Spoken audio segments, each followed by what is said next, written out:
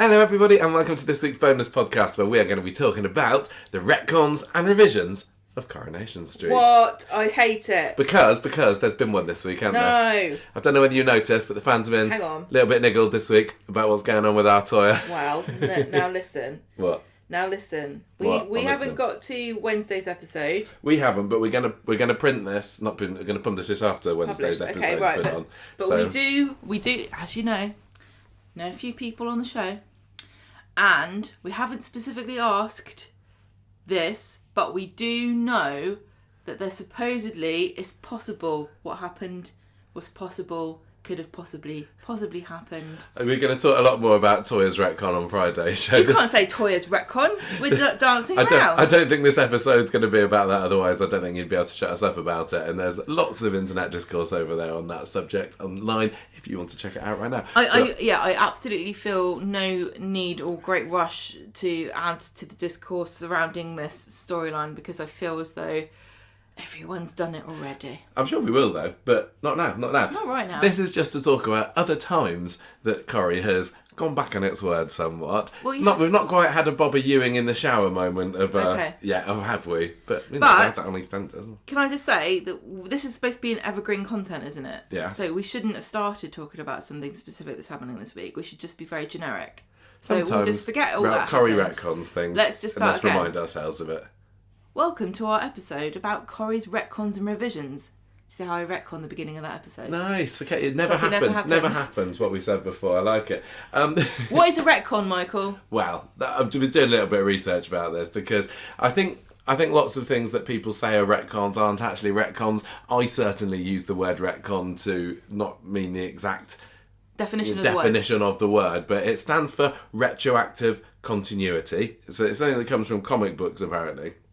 And it's when you go back and you change the history of usually a work of fiction to accommodate the new narrative that you want to put ahead in your story, whether it's to make a sequel possible or changing just established history of a fictional entity to serve your gains as a writer and and sometimes supposedly provide more opportunities for your fiction. Sometimes that will be established because you've seen it happen. Sometimes that's established because the lore of the show would have it a certain way and then they go and change it behind the scenes. So think about Coronation Street. It's been on for 64 years. How many? Yeah, there or thereabouts. We'll just say 64. So we've seen most of the things we've seen on screen happen. So if they retcon them, that's retconning something that we've seen, yeah? Yeah. Sometimes there are things that they retcon where they're like, we only told you, like a character, they're unreliable narrators. Well, this is the difference between retcons and revisions, I think. Because Okay. retcon, from what I've been looking at, is literally saying, no, we saw this happen, it was established, this definitely happened this way, and now we're saying it happened a different way. Yeah. Whereas a revision is more like, oh, well, we didn't say this, we didn't show you this happening, we just led you to believe this happened, but actually it didn't. And it does, in a way, you could argue that what's happening with Toya this week is a bit of a revision, because we didn't. It's really difficult. We're not going to say. We did not see her. We're not going to say. But the other thing that I will point out is that soaps, generally, anything you see, we take to be a reliable narrator. So we're watching the action. We're like a disembodied spirit that's seeing through the vision of the camera. We're seeing action take place in front of us. And as far as we know, everything we see happened in real life. But there are some notable exceptions to that. For example, dream sequences. Yeah. Also, the time that Vera came back to Jack as a ghost, was that real? We don't know. Was it a vision that Jack had as he was dying in his mind?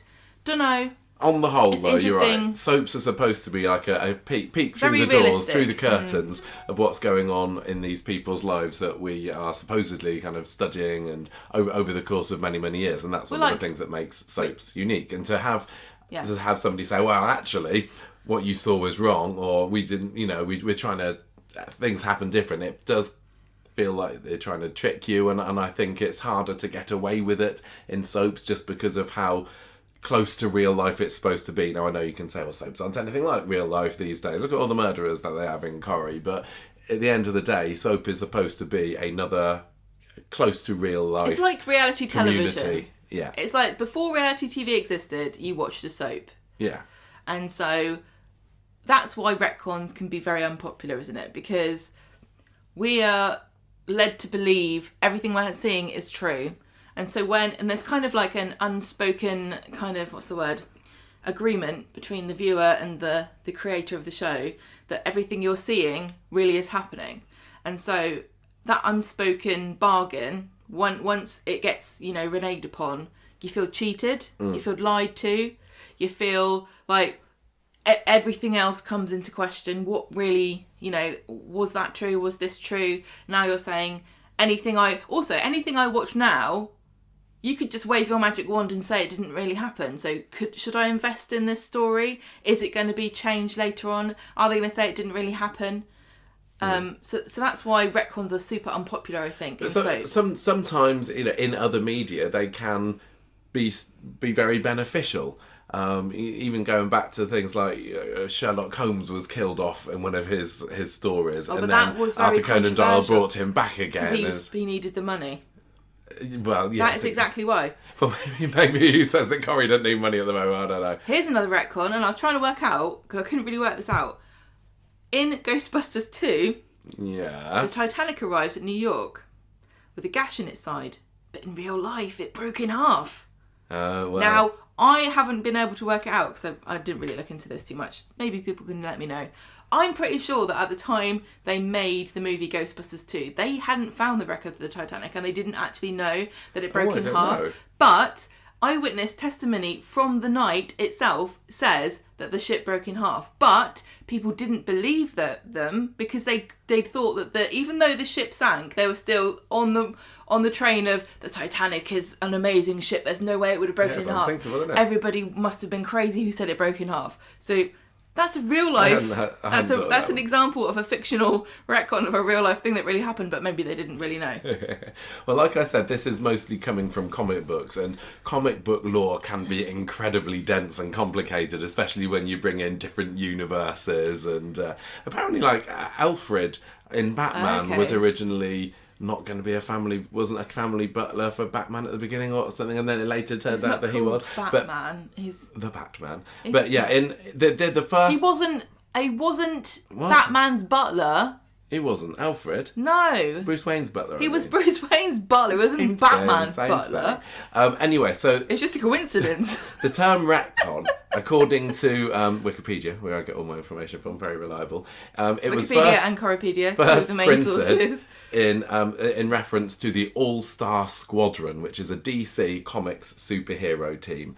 And apparently these team of heroes back in the 80s were retroactively inserted into the history of DC superheroes, and the series rewrote portions of an already established DC canon published during the 1940s. So they created this team of superheroes and said these are always part of Batman and Superman's mates. They've always been there.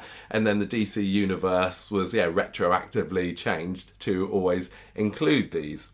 And Roy Thomas is the one who used the phrase retcon in the letter column of All-Star Squadron issue 20. Yeah, so somebody wrote into the comic and said, this is a bit of a retcon. Well and done, that's where Roy. it comes from. So it's if anyone's going to complain about retcon, who originated the term retcon, I am not surprised it was somebody called Roy. Why? Because Roy is a established name for somebody who's a bit of a stickler for the rules. Do you reckon? In Coronation Street. Oh yes, of course. Like cropper. So it's quite interesting to me that the idea of the term retcon has only been around 40 years, and it made me think, like, did people notice as much before then? Was it something that people cared about? How long after this letter into the DC comics did it become a widely accepted trope that people don't really like? But this is a very human phenomena. Naming something makes it more real. Like, retcons definitely existed before 1983. Well, there was quite a few in Corrie. But we didn't have a word for it, so we couldn't crystallise our ideas surrounding what that meant and how we felt about it before we had the word. Same as, I really genuinely do not think that we would have left the EU if we hadn't had the word Brexit. The word Brexit almost manifested the political movement to get us out. You see what I mean? You name something, you give it power. Can be powerful. I've read 1984. It really genuinely does. So the word retcon has, I think, almost manifested more examples of it since. Yeah. I mean, of course, now we're living in the internet age and people can go back much more easily and find older fiction in whether it's comics or TV or film or anything. I think probably back in the day, writers thought, well, I'm changing it, but people aren't going to know, or even if they are, they're going to find it more difficult to prove it. There's definitely something to be said about the period in which this was coined. 1983, the 80s, was a bit of a moment for pop culture, wasn't it? And pop culture, fandom, nerdery, those things have only increased. And as fans get... it's easier and easier for fans to connect to each other. These discussions about retcons become more apparent, and also they become more important, and people care more about them because they can, they can network and kind of fish these things out. Do you see what I'm saying? All their rage about how this isn't how it is supposed to be. It can be built together. I mean, fandoms definitely existed, obviously. I'm not trying to say that, but I think that the pop culture kind of like what cloud of, I don't know, influence has got stronger and stronger since the 80s. And it really is the fans that care about this. I don't think the average person cares about retcons in anything, Yeah. If I'm watching a TV show and I haven't invested, because that's what being a fan is. It's investing in a fictional property, right? If I'm not invested in it, I genuinely don't care. So what if they added a character that never existed? If I enjoy it, I'm going to say that was a good move.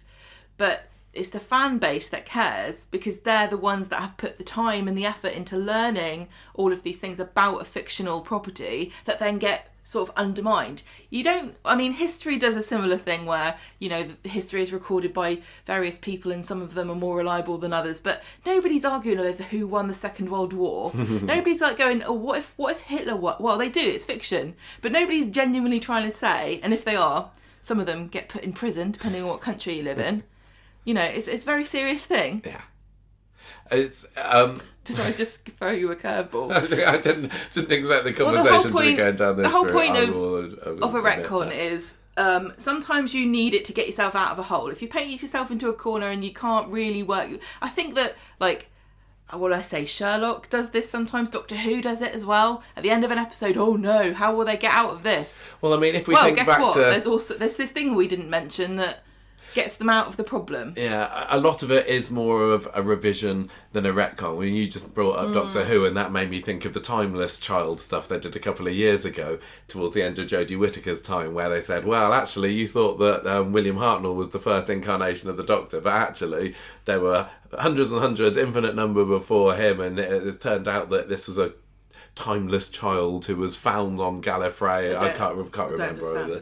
And then because of that child, that's what made all the Time Lords be able to regenerate, and now that's part of the established canon. And now Russell T Davies comes in and takes over. It's like, well, what am I supposed to do with this? Because certainly for that one episode, it felt like, oh, this has made a huge splash. It's a big deal. It's for the shock value. And I think sometimes with retcon, they can be a little bit short-sighted and be there for the shock value. That's very true. So one might put that against the Toya storyline. We'll have to see how it goes. We're not going to keep bringing it up.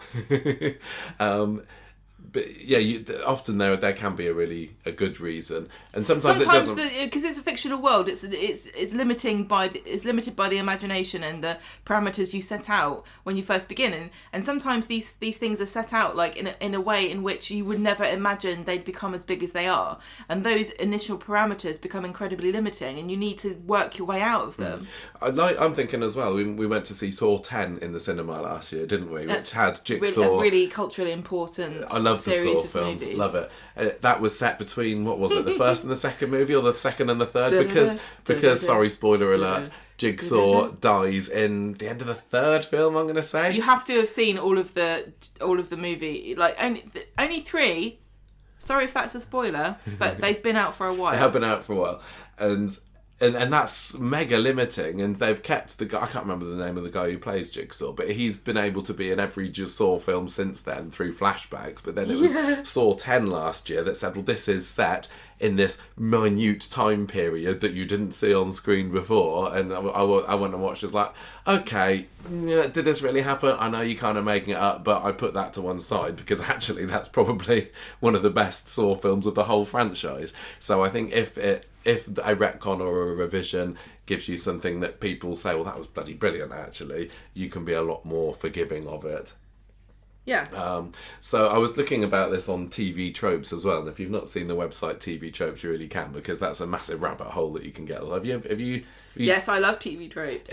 It's like, these are some things that happen in various media. There's like nothing media. New under the sun. It's literally explaining every plot device and storyline that's ever existed and how often they appear in various popular media. Yeah, so there's like a page on retcons, there's a page on revisions, which it calls a continuity alteration that doesn't directly contradict any previous material, which is, I think that a lot of what we've seen in Coronation Street does fall into that. I think when we come and have a look at our examples later, we'll say, is that a retcon? Is it revision? You've also got canon discontinuity, which is where previous events are treated as if they never happened. I do that with my credit cards. There's one called Remember the New Guy, which is when a character is introduced, but is retconned to have been part of the story all along. What's that character from The Simpsons? The dog? Yeah, but it's a bit of a Poochie. Poochie. Or Roy Simpson, isn't it? He was the teenage son that appears as the side gag during the episode. He's supposed to believe he's already been there. That stupid kid. Yeah, there was a little kid that turned up in Married with Children. I think in Coronation Street, the closest that we've had to this is Kelly Crabtree.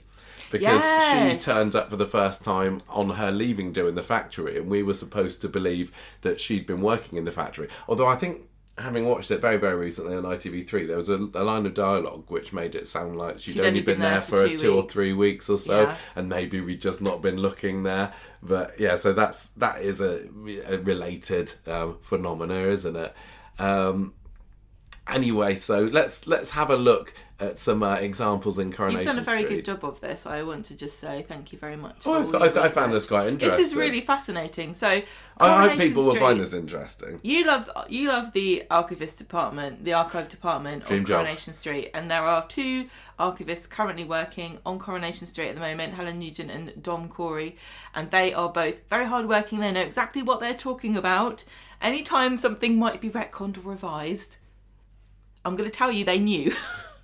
It's not because they didn't know. Yeah. They're on it. They know exactly what they're talking about. Other archivists who you may have heard of is Darren Little, who was in the role between 1989 and 2000. That was a very long stretch of time. He's probably the most influential. Famous. Yeah. I would say, famous, influential. He is. Well, he now works on EastEnders as a writer, doesn't he? Now, was he a retconner or a revisionist? Because he definitely went in and tinkered a little bit, added some details that weren't there before. Well, he created his own backstory for a whole host of characters. He wrote novels set in the 50s, 40s. He had the history of the houses all the way back to 1902. I think a few bits of the past lives of Coronation Street came from Eric Rosser, who was the first of Corrie's archivists, as far as I can tell, and the one who came before Darren Little. But Darren is the person that we have got to thank for having such a rich Weatherfield history that we can draw upon, but also use to say, well, actually, not that I think we're going to be contradicting anything that has supposedly happened, in 1920 anytime soon. Also, I just want to add in Maggie Sullivan, who writes the Coronation Street novels. Currently, there's 6 in the series. She definitely adds information. There are 100% retcons in Maggie Sullivan's books, and I wasn't planning to talk about those particularly today because it's a bit of side media, and I don't think it's ever held up to say, well, this is the gospel of what happened. But I think that but quite interestingly, she has brought in characters or into the past of Weatherfield that have been completely established to have not existed before, but because she wanted to write a story about so-and-so having a friend and the adventures that they got up to, then it makes sense to invent this character. These were all like war, pre-war, post-war, that very narrow band, 40s. Which a lot has already been written about by Darren Little. So when Maggie Sullivan was commissioned to write these other books that were set in the similar time period, and rather than being completely restrained by what Darren Little has said, this is what happened, she's like, well, I'm going to say this happened. And I don't think there's many people knocking on her door saying, all right, excuse me. Well, it's because it's... What do we think is canon in Coronation Street? I'm going to say anything we see happen. Anything a character says happened, I don't think you can take as canon.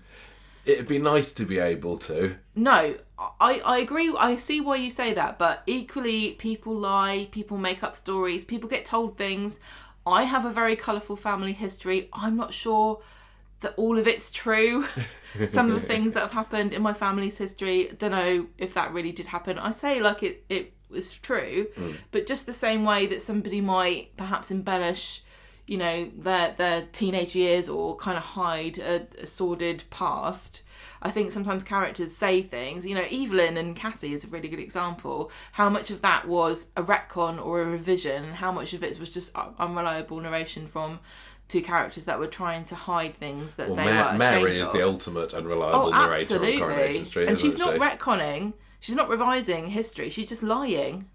Well, there is something which we'll come to later with Mary that does come across as being a bit of a massive retcon. But a bit of a massive retcon, yeah. I found an interview talking about Helen, the current archivist, on the Coronation Street Fun Pages website, which was a great site that I think it closed down about 2016. Can we just add Team Corrie Archive here? They're great. They're great. Like Gemma said, absolutely respect. They know. They're historians. They really genuinely are. Yeah, I've seen with my own eyes cast members go up to Dom, the other current one, said, look, can I pick your brains about such and such from my character? Dom is just amazing. We've never met Helen. No. We love Dom. He's brilliant. I rate him incredibly highly. He's such a nice guy and he really knows what he's talking about. Whether or not the archivists have got the power to completely shut down any story ideas, I don't know, but I'm sure they were very much consulted for Toya's storyline. They would have been consulted, but I would say that they don't have the final say. And if Ian McLeod went in with an agenda of I want Toya to have buried a baby under a bush,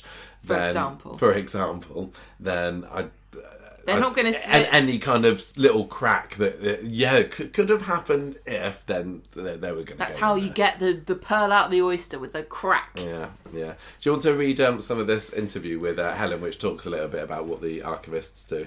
Coronation Street Fun Pages. What was this? This is a website, I told you about it. Okay, it's a website. Yeah. And so this interview, this is what she said. This is the reason for the files and lists, etc. And I am constantly making notes of things as I read scripts. Then often the writers will email me with things like, has it ever been established that so-and-so has an aunt in Bournemouth? I can then look in that character's file and find a mention of that aunt. I can also have a section in each file for little oddities like Amy's milk allergy and the fact that Ken is vegetarian. It does get tricky from time to time, but the thing is, it is a work of fiction, and sometimes the producer will tweak history a little in order to have a good storyline. For instance, we may change someone's birthday so they can have it on the day we go to air. We know die-hard fans get upset if we change events of the past, and quite rightly so, and we do try very hard to stick to Coronation Street's rich history. But sometimes, if we have a story we want to tell, can't be helped. I may not always agree with it, but ultimately, it is their decision. There we go. That bit about very the diplomatic. The bit about the birthdays is interesting because they generally will try and stick to characters having roughly the same birthday, but if an episode falls like one day before or after the established birthday, that character will be having their birthday on that day. And I'm just going to say too, there is an absolute wish-washery of the timeline on Coronation Street for the past, what are we going to say, 4-5 years, where you can never really absolutely 100% be sure what day of the week the activity is happening. Just because it's broadcast on a Monday, say it's broadcast, say it's done on Wednesday 24th of April, doesn't mean that you're supposed to believe that in the world of Weatherfield that was truly a Wednesday. And that the following day will be a Thursday. That's not how it works. They're really, I wish really... it did, because that's one of my major bugbears. It really is frustrating if you're getting really in-depth and granular about Coronation Street, but for the average person who's watching it, I don't think they care.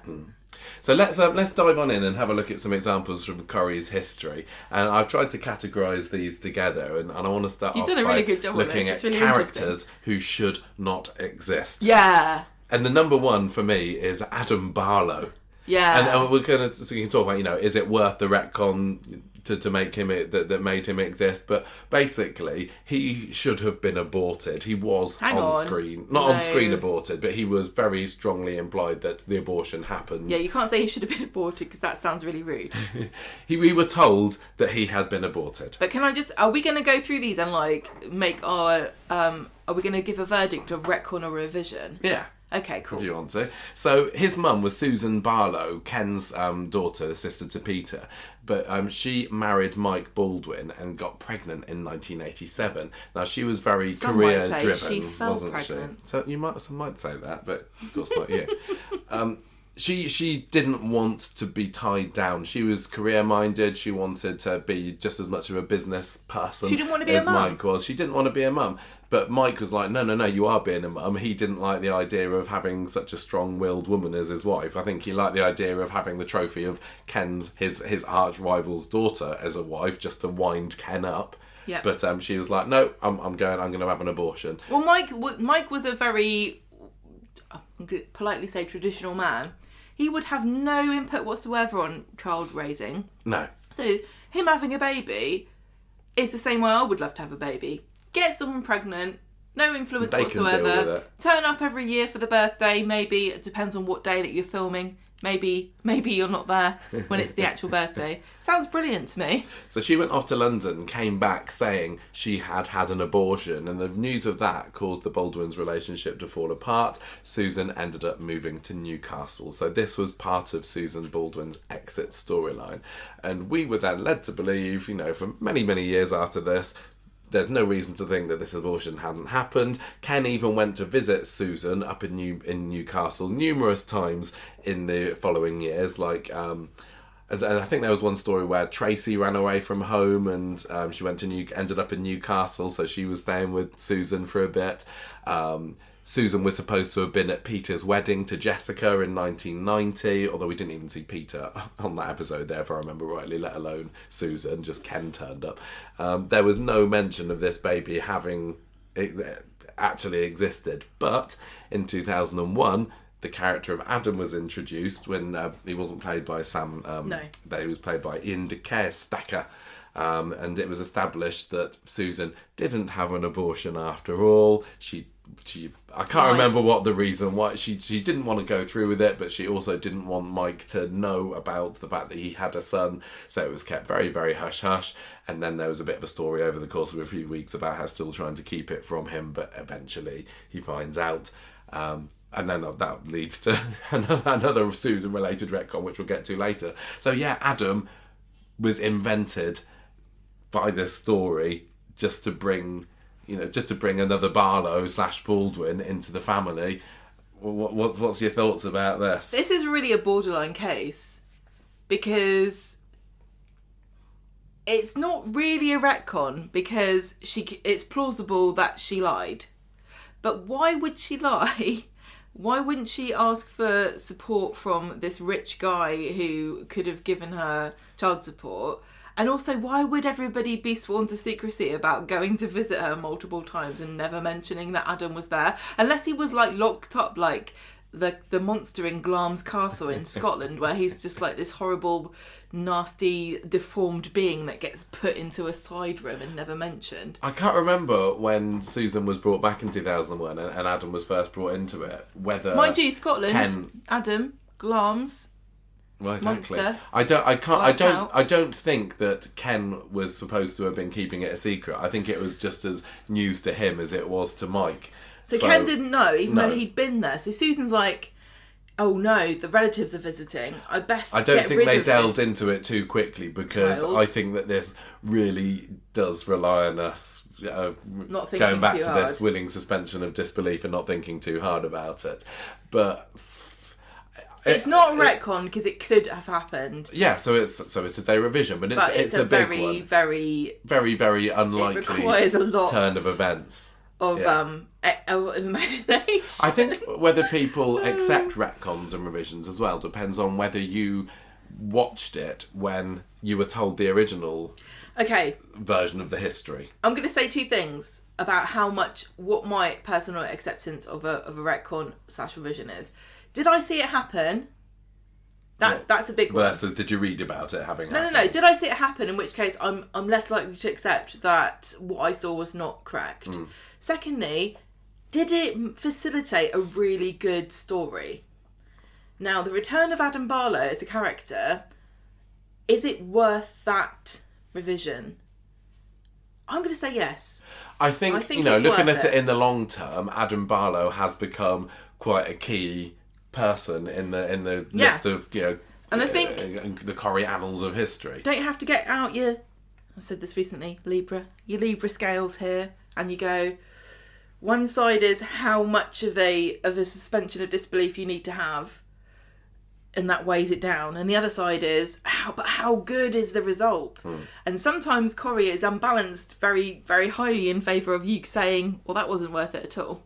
But on the whole, I think they do a good job of keeping it, I'm going to accept this because I just kind of liked how it went. I think I prefer the original actor to play Adam, to be honest. I don't really like the ladies' man player that we've got with a new version. I am sad. And he's not a character that I really, really enjoy, but I will say he's been an important part of Coronation Street's history in the last 20 years. I'm going to say I'm really sad that the whole Adam versus Daniel as a proxy for Mike versus Ken, that never got developed, because they really set them up for that. You had Daniel, who's the nerdy square who's got ambitions for greater life and looks down on his neighbours, and you had Adam as like the player, businessman, out for himself, cutthroat, doesn't care who gets in his way, do anything to get on top.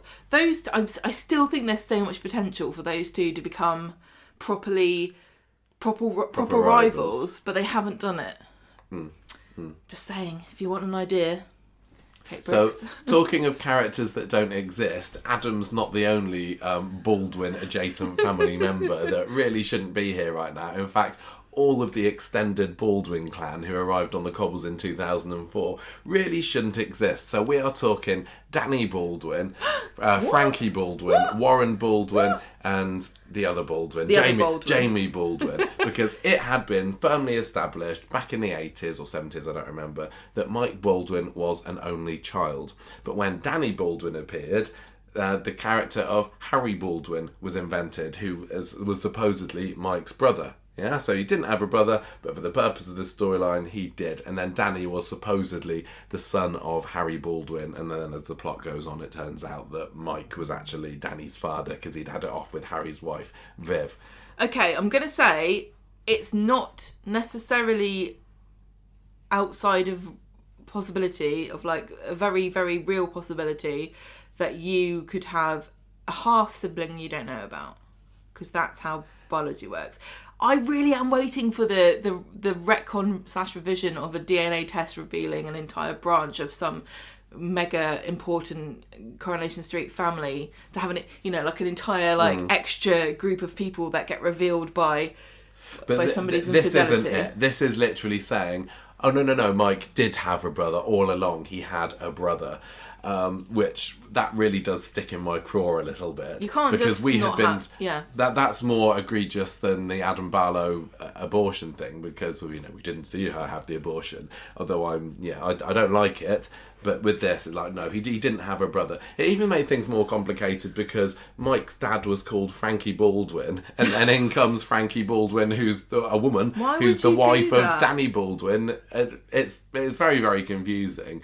Right, so Danny Baldwin is the son of Harry, who is... No, he's actually the son of Mike, but when he came into it, he was the son of explain Mike's brother, right? So he had an affair with his brother's wife. Mike did, yeah. Mike had an affair with his brother's wife and sired his non-existent a child. brother's wife, yeah. That he believed was his nephew. Well, did he think it was his nephew, or did he know? Yeah, no, he. Oh gosh, I can't remember. I can't remember how it worked. It was supposedly his nephew, but really his son. Yeah. Oh, okay. That's by the by. That doesn't particularly matter, does it? It's whether or not we accept that because of this extra brother being invented, we are accepting of the fact that the whole extra branch of the Baldwin family tree exists. And it's a difficult one because when you look back at the impact that those characters had on Coronation Street history, it was a bit of a flash in the pan, wasn't it? They were in the show for what, 2-3 years maybe? I did like the Baldwin. But they were quite entertaining when they were there. They were all Cockney. Yeah. And one of them was played by Bradley Walsh, who is that was Danny Baldwin. Very famous. I mean, the thing is, this is why I think that Corrie is canny at the moment with not flashing out details.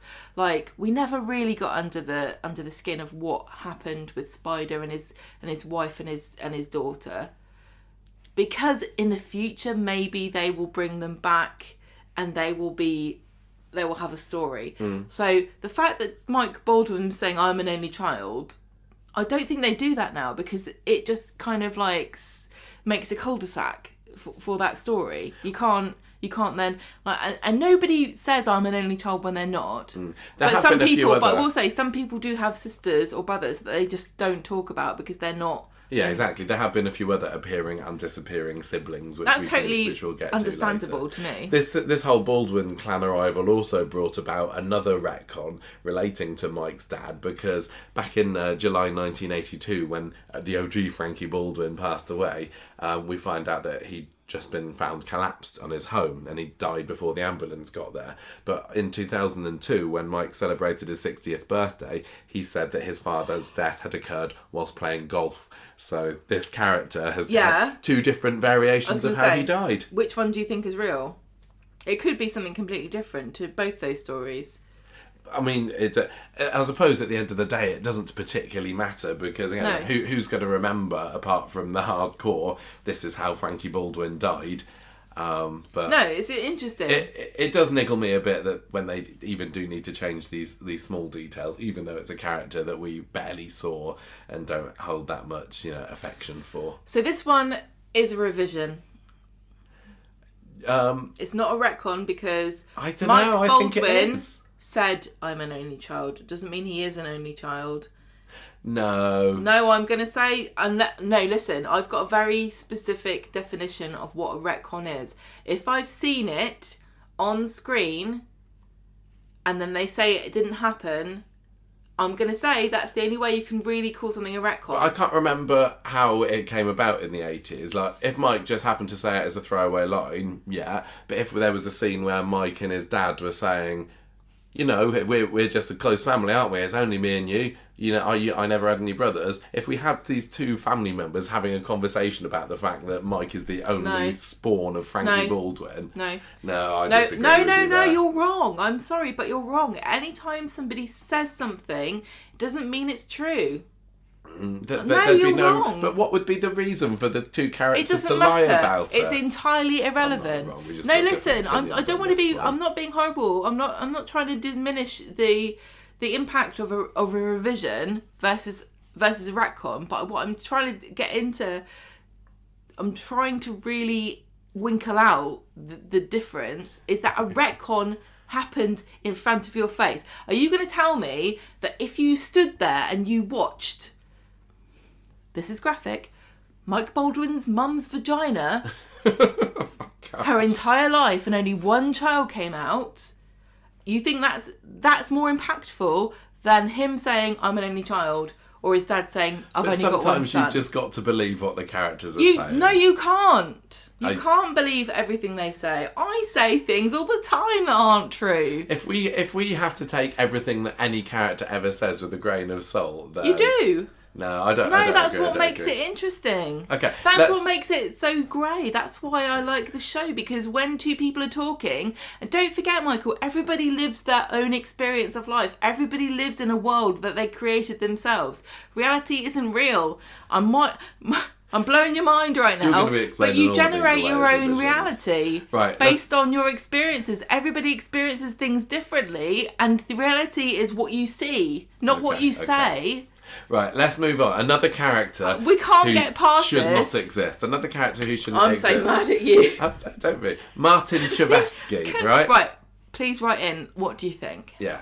Support. You're the only people that can resolve it. So we were watching the DVDs a couple of years ago, and then we got to the 1980s, and then this character of Martin Chevesky popped up. Do you remember this guy? We're getting a shaking head here. No. So this was supposed to be somebody who was a grandson of Elsie Tanner, born to Linda and Ivan Chevesky in 1964. So they already had their own son, Paul, who was born in 1961.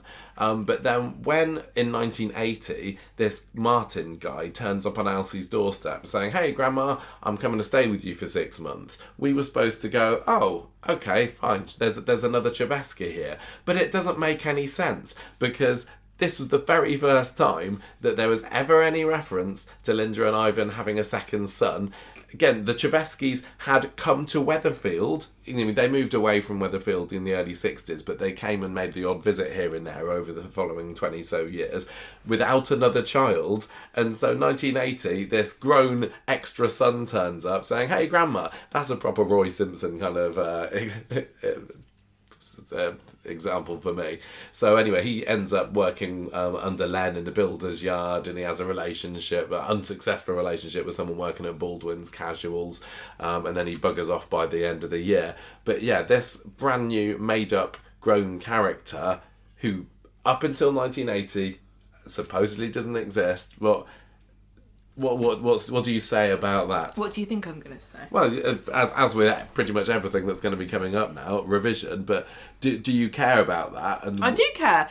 I don't want anyone to listen to this and think that I think a revision is okay. Acceptable. Okay. It's not acceptable, but I really, really want to drill down on the difference between a retcon and a revision, because I think you should be mad about retcons, but you can be mad about both. But a retcon is just, personally, I think, kind of unforgivable. A revision is just creative hand waving, and like I said before, depends on what you get out of it. Don't think the character of Martin Chevesky was really worth saying that Elsie had a grandson that she didn't give a crap about. We've watched some episodes in the 60s, early 60s, where she was besotted with her grandson, who was born in Canada, who went to Canada. She loved him so much. Any time there was some really hilarious scenes where she's just totally captivated by the even the concept that he exists, that she ignores Dennis. So the idea that she would just never say, "I've got a lovely grandson called Martin," just doesn't make any sense. It doesn't make any sense, but it could have happened. That's the difference. Martin, to me, is a little bit of a Daisy Midgley, because we went many, many years without any knowledge of the fact that Jenny supposedly had a stepdaughter. Yeah. And then when she rocked up in, 2020, 2021, I can't remember, saying, "Hey, Mum, stepmum, yeah, I'm part of your family. Remember that?" And we were all supposed to believe and accept that. And that, to me, at the beginning, was very, very difficult to accept. So I think, why wouldn't Jenny have ever mentioned this? Why would there have been no photos? Why? Why? But can I point out the difference between a character who turns up and says, "Hey, when you weren't in the show, we were really close and I'm your family member." That's different from them saying, "I'm Daisy, I've been here the whole time." Yeah, of course. Okay. So does Daisy's existence bother you? Do you remember whether it did bother you when she first came into it? Again, it's one of those things, but okay, it depends on what kind of a person you are. Like, if you spoke to me on a day-to-day basis, you wouldn't know I even had a mother. I love her dearly. I speak to her every day. She's like one of the most important people in my whole life. but I don't talk about her all the time. But you know I was born of a mother because everyone is. It just seems like it's the sort of thing, you know, when Johnny and Jenny got married, for example, why wasn't Daisy invited? And yeah, I know. It doesn't really make sense. Revisions don't necessarily make sense, but they could have happened. A retcon couldn't have happened. Can you see the difference now? Yeah, of course. No, I get it.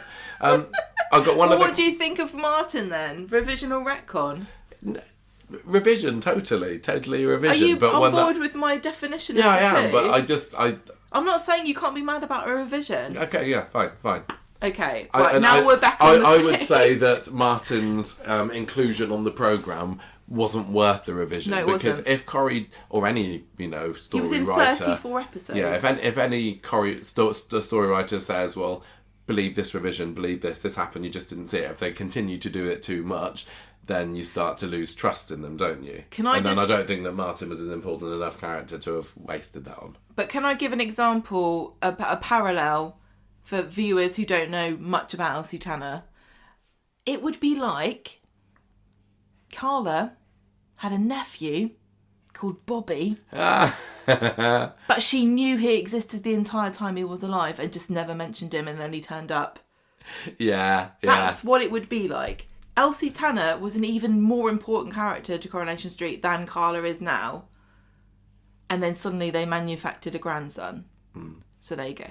Yeah, Bobby is, as you know, people say what they like about him, but at least Carla didn't know, and there's no reason why she should have known that he existed. And I don't know very much about, it was Paul, wasn't it?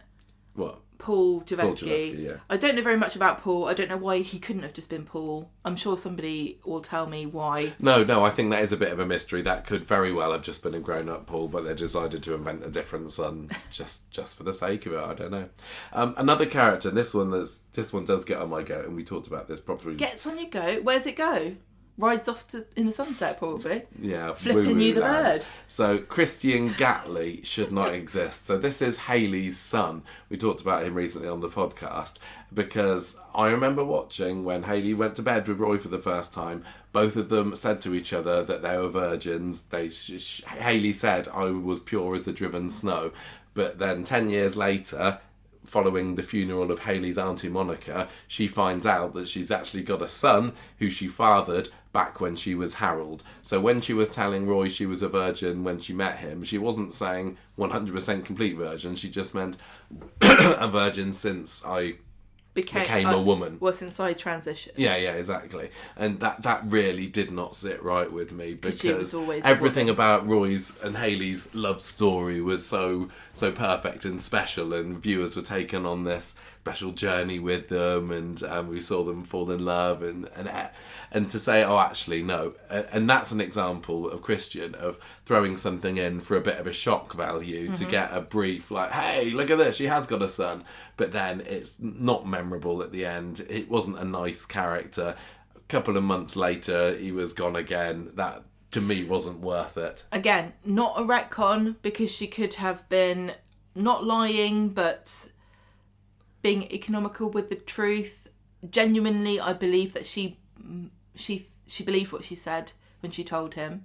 I don't think you can call Hayley into question when she told Roy that, but sadly, the existence of Christian as a character does undermine Hayley as a character, I think. It makes you either say that it wasn't a retcon, or you give it, or you kind of say, well, yeah, she was willfully deceiving Roy, because I know, and this plays she into knew that. What Roy would take away from that. Yes, I know, and this is why I find it unpleasant, because it feeds into that transphobic trope of deception by trans people, and it's unfortunate because Hayley, in almost every other respect, is an incredibly positive portrayal of a trans person in Britain, so much so that she even caused laws to be changed as a character.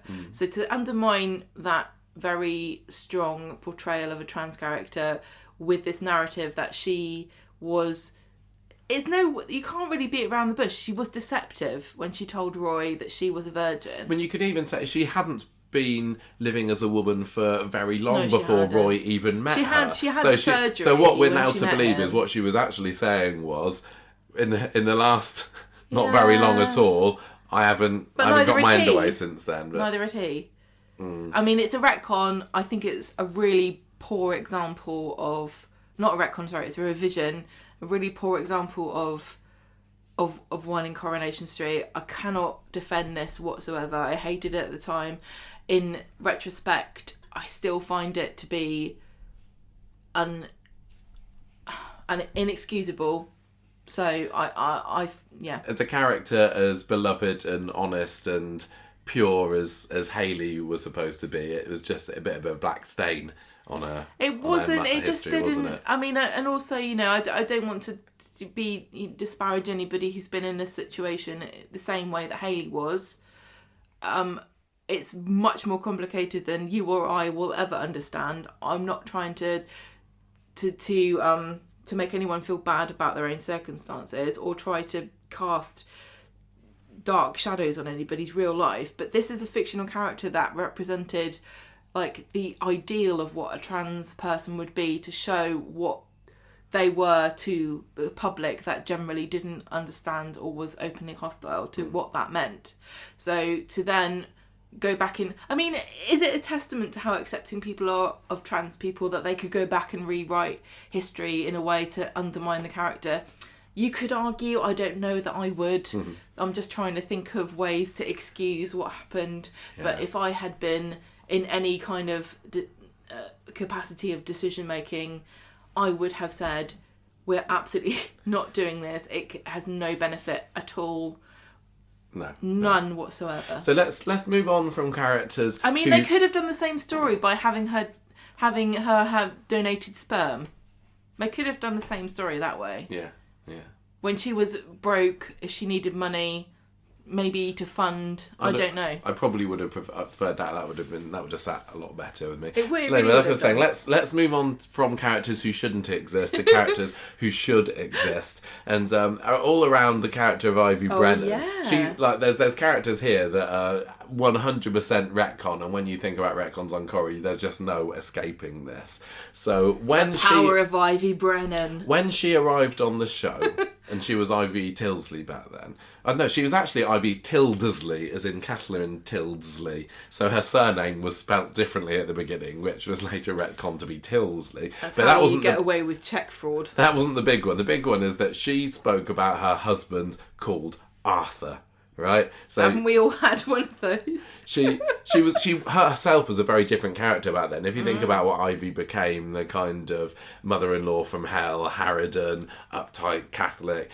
She was much more of a good time girl back in the early days, and we've not seen very much of that. Isn't that the origin story of like 50% of Catholic harridans? Maybe. But anyway, she was married to a guy called... Speaking as a daughter of Catholics, just saying, I'm allowed to say it. She was married to Arthur, but then a few years later, 4 or 5 years later, in 1975, we meet her husband, and now he's called Jack. What? So she was married to Arthur, then he was completely erased from existence. Jack came onto the show, and he just was on the show for 2 episodes. It was in the lead up to the warehouse fire, where what's her face? Fred G's wife got killed. In my contrary nature, I have to ask you a question.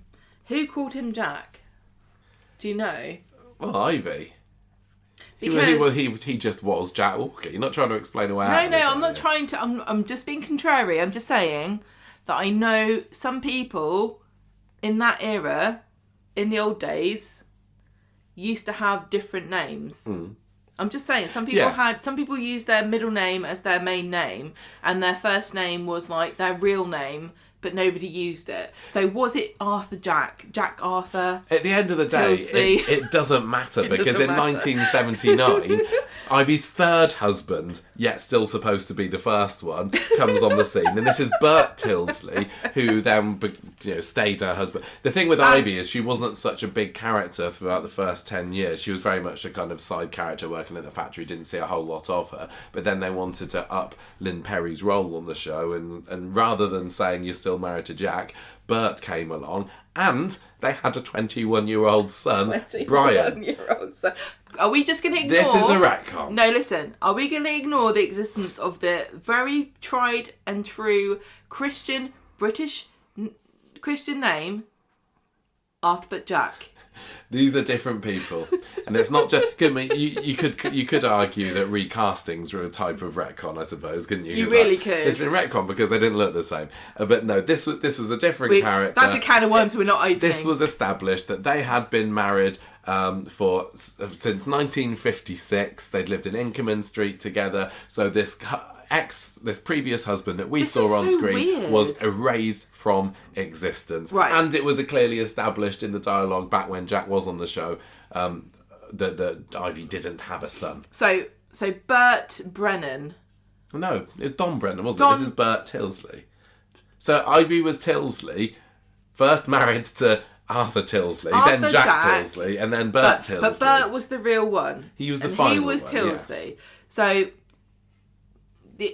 I do know that Coronation Street, when they come up with a character's name, they do look and see in the vicinity of Manchester, is there a real person who has the same name?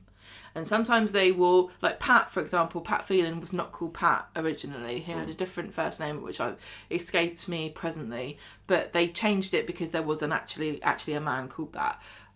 Was there someone called Arthur Tilsley, Jack Tilsley? No, I don't think so, but I think that Jack name didn't stick because of Jack Duckworth.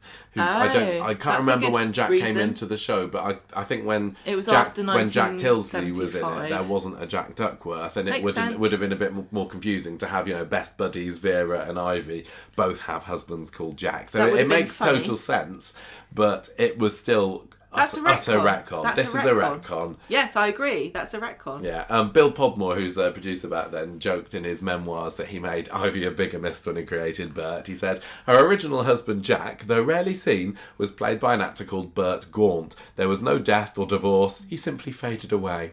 Bert Gaunt took a very professional attitude to the breakup of his screen marriage and simply sent a light-hearted telegram saying if Ivy didn't mind, he'd just call round now and then and claim his conjugal rights. Right. So out of everything we've talked about so far, this is 100% a retcon. I'd love to know what people of the time thought when he turned up. Or, there was a gap of 4 or 5 years between them. How many people actually remember? Because like we said, people weren't cataloguing it back then. There was no, you didn't have it on tape. That's the big difference. And you couldn't the fact that watch it back. Yeah, and the fact that Jack had only appeared in these 2 episodes, probably a lot of people forgot about it. And I also just want to point out that even now, many of these episodes, I mean, some of them are on YouTube, but the early 60s are completely irretrievable to most people. Like, nobody knows. Like, you can read the Coropedia updates, but we can't access them, unfortunately. No. So, but you can see this episode with Jack Tilsley because it is the warehouse fire and a lot of the 70s were in it. It's on the DVD. So other characters who should exist but don't. A couple of Ogdens.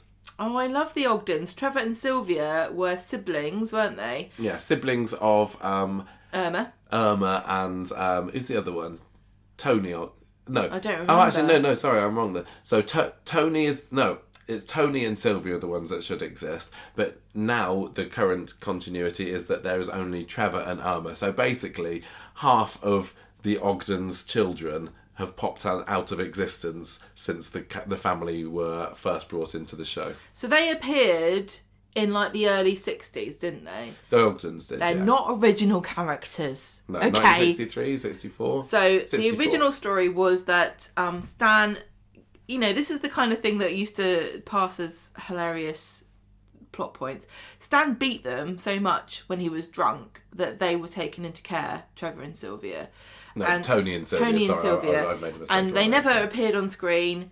There was supposed to be a mention of when they moved in episode 372. It was supposed to have Tony in it, but because of this ITV strike, they never recorded it. No, there's no episode that we can watch, even if the 60s episodes were readily available, which, like you said, they're not. There's no episode that was filmed that showed the Ogdens moving into Coronation Street. They get the house, and lots of people have seen that as Hilda's first appearance, but then it's not until later in the year that they move in. But that moving episode doesn't exist, but it was written, and it had Tony Ogden in it.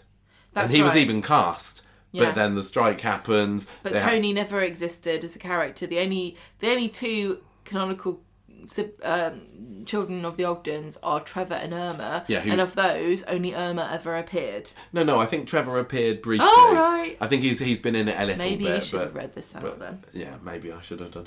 But yeah, so these characters were invented, referenced on screen. Yeah. But then I don't remember. Later canon, they never existed. We've only seen what we can find on YouTube and the DVD episodes that are available, and I've never seen Trevor. I've seen Irma. You know I love her. Love Irma. But she does also. She really does have. Maybe it's me because I'm also an only child. She has that only child aura of confidence. So are we saying that Tony and Sylvia Ogden are also revisions and not retcons because we didn't actually see them on screen? But even though they were referenced. I don't really know what to say about these two. I don't know what to say about this because I don't really have any information about how they were mentioned. Well, they just said, our Trevor and our Sylvia are going to come and live with us, or then it's something, revision. Something along those lines, yeah. If you saw them on screen and then they never existed, that's different. I can't remember whether there was like a photo that was supposed to be of one of them. I don't know whether I'm completely making that up, but it's a revision. It's a revision, but one that does irk. Then I don't. Looking back on it now, I don't need there to have been any more Ogdens. No, and I also do love Irk Ogden. My favourite. So similar lines to this, we do have a few examples of appearing and disappearing siblings over the year. So for example, in July 2020, Tim Metcalf states when you said that, I just got real big vibes of the comic guy off of The Simpsons going, right. Excuse me, in episode 10,094 in July 2020, it was clearly stated. Tim says that he's an only child, but in 2013, 7 years earlier, he said that he had two older brothers named Christopher and Craig. So my problem don't know with what's this, happened since then. My problem with this is that depending on when you catch me and what you're asking me, I will tell you I'm an only child, or I'll tell you that I had two brothers and a sister, because I kind of did and I kind of didn't. Like, they were my foster siblings, they were my cousins. I lived with them. It was a very, a period of time in your life when things are much more important and add to your development. What's that definition?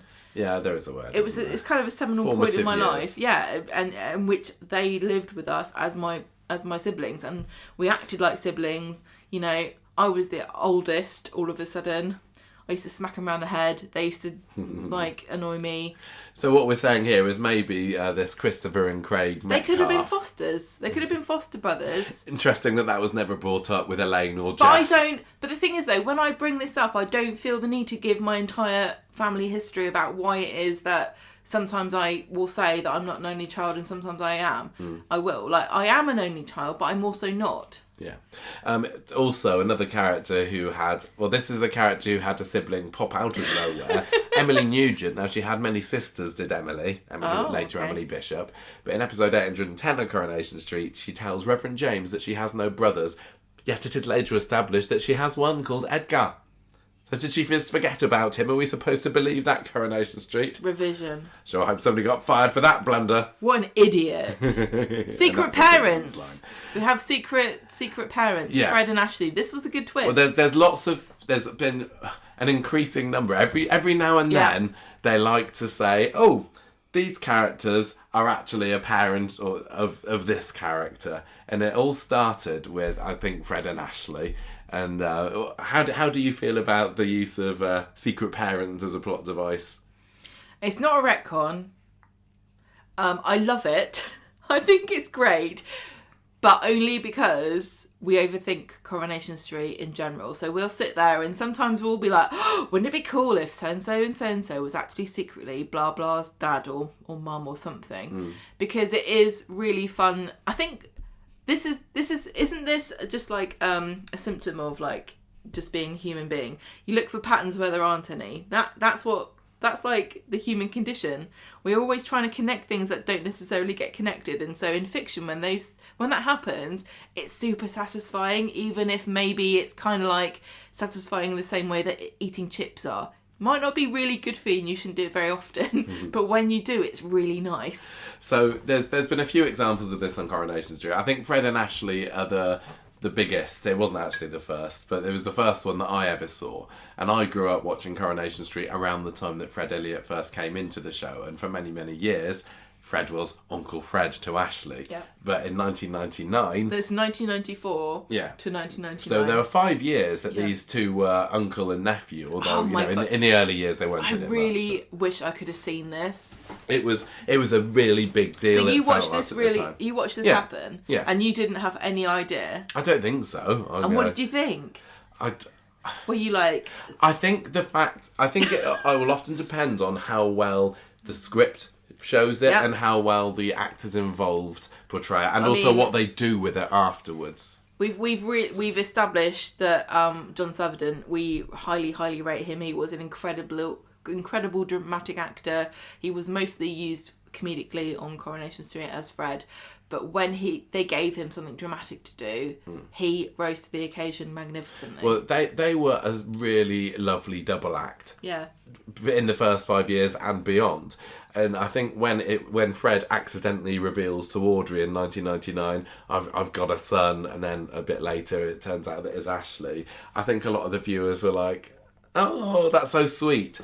Because Ashley, I think it had been established that he'd had a mum who he'd grown up with, and then there was a whole story of like having to go and see her and say, oh, you weren't really my mum, but you raised me and all this. But I think people just loved the idea of Ashley and Fred being close family, and so to have them even closer, it just worked. Yeah, there is a danger that you accidentally undermine the importance of other familial relationships, because there's no real reason why it shouldn't be deeply touching that a nephew and an uncle are very close. But somehow we can't escape that biological urge to feel that everybody should be related to each other in order to have a very strong relationship. And then you have like Fred going to Ashley and Maxine's wedding, and you can see he's just that extra level, a bit proud. I know, it just makes me sad. It makes me kind of sad as somebody who doesn't have that many biological relatives to think nobody really cares about me because they're not related to me. But you got to let it go, haven't you? So that one worked really well for me. Johnny and Carla. So this was, I don't know whether I would properly count this, because it was within the first 3 months or so of Johnny being on the show that it was revealed that he was actually Carla's father. So I think, with Fred and Ashley, when they were Carla's father. Yes, when Fred and Ashley were brought into it, they were 100% uncle and nephew. That's how they were written. And then I think somebody had the idea, what if they were father and son? But with Johnny and Carla, I think that he came into it and it was just like, well, here's a secret that he's got. In a few months' time we'll reveal it. So I wouldn't even particularly count this as a revision, but it is another example of somebody finding that the person that they believed was their father all along is actually not. And Johnny is Carla's father, which is fine to me. Yes. But not retcon. Not really. We saw that Johnny came in and that Kate and Aidan were his children. And I think in a weird way, looking back on them, I still see them as being more his real children than Carla is. I see a distinction there. Do you not at all? Because I see Carla as being a late coming child. I'm not getting to Johnny involved in this, even though she's a more of a main character. And I didn't see that closeness of relationship between them as I did between Ashley and Fred. Even I think sometimes the trouble with soaps is that they force you to have an opinion on things that aren't your business. Oh, I know. You also had Danny and Mike Baldwin. We talked about this earlier, didn't we? The fact that Danny was supposedly Mike's nephew, later turned out to be his son. That whole Baldwin clan were brought in to facilitate Johnny Briggs' exit story, and they were only in it within a few years. So again, I think possibly when they were brought into it, it had been decided behind the scenes that Danny was going to be his son rather than his nephew. Right. But I don't know, I can't remember.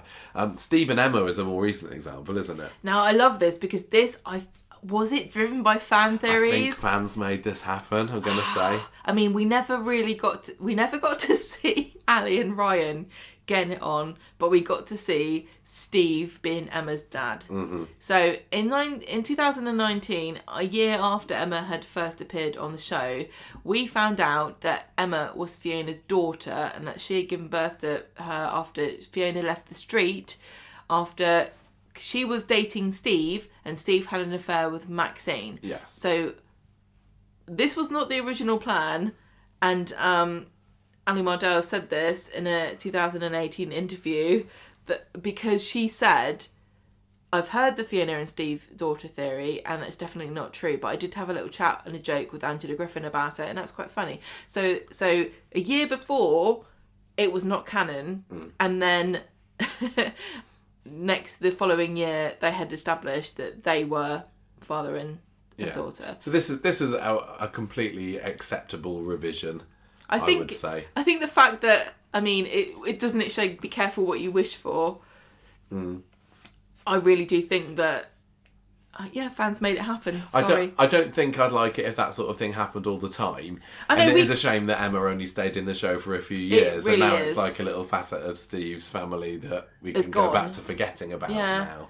And I mean, you guys know, if you're a regular listener to the show, how many times we come up with crackpot theories and connections to things that never get picked up by the show or don't ever happen. They're just flights of fancy.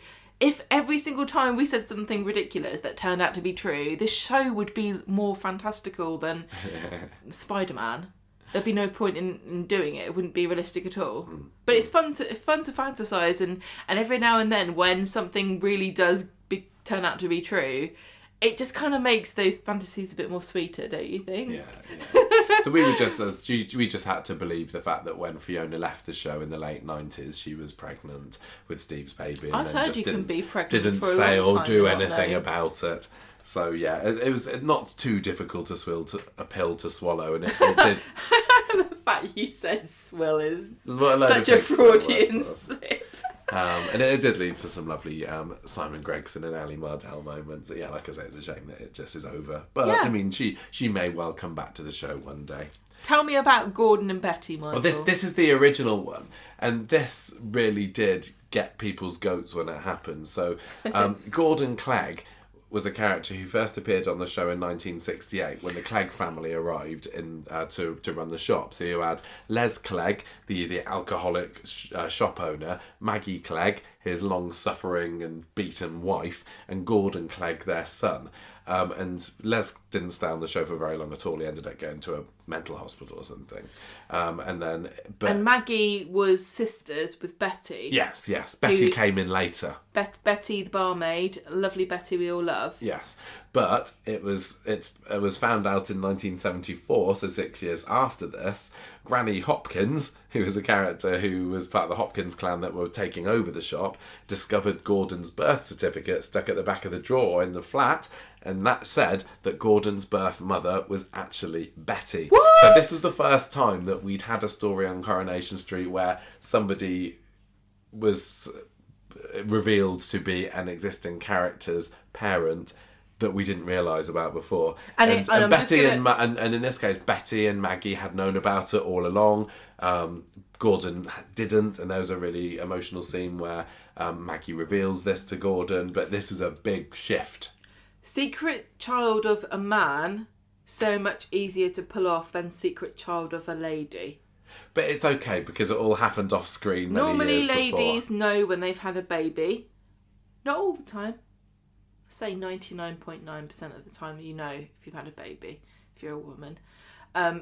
So the fact that and the thing is though, this has happened like before, where people have been raised by a woman, a family member who isn't actually the mum. And I, there's lots of like famous examples like who's the guy that was in The Shining?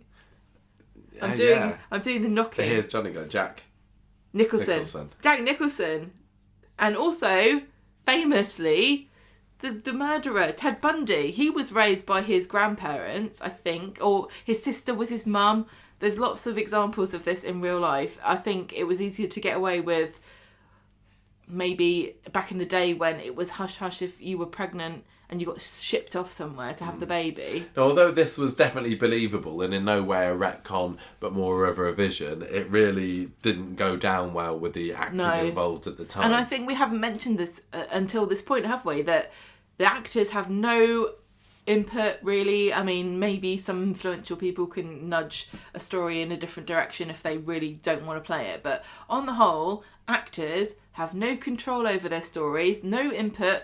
I mean, we mentioned recently that we went to the VIP event with Ryan Prescott and Mikey North. They talk about the fact that they don't have any input on storylines. No. So sometimes you'll see actors doing a scene where something is fundamental about their backstory is changed and they have to sell it. That's their job as actors. They have to believe what they're saying to sell the story. And on the whole, I mean, I can't think of a time when an actor's not sold it to me that they believe it's true. It doesn't always impact whether I think it's true, but I can't fault the performances of some of these actors who've been given really tough jobs. Yeah, I've seen some people, particularly with this Toya story at the moment, saying, well, you know, Georgia Taylor should have refused to do it. I can't believe she's going through with it. I don't believe she's had much choice. And I know I've seen some people saying, yeah, but, you know, Sean Wilson, he was supposed to be having a story where Martin was going to get involved with an underage girl and he stopped that. I think that's a very, very rare occasion when a character can... Well, yeah, exactly. Why would you... I mean, fair play to him. Okay, you're empowered to do whatever you want.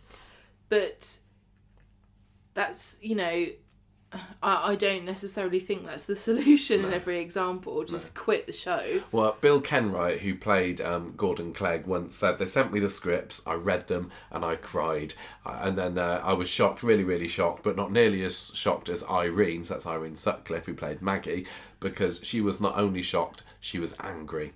Irene said that it demolished the effort that both actors had put into making their relationship believable, and the viewers didn't like this either. Loads of people sent in letters. It was really quite the scandal back then, because they'd been asked to invest in this mother-son relationship between Maggie and Gordon.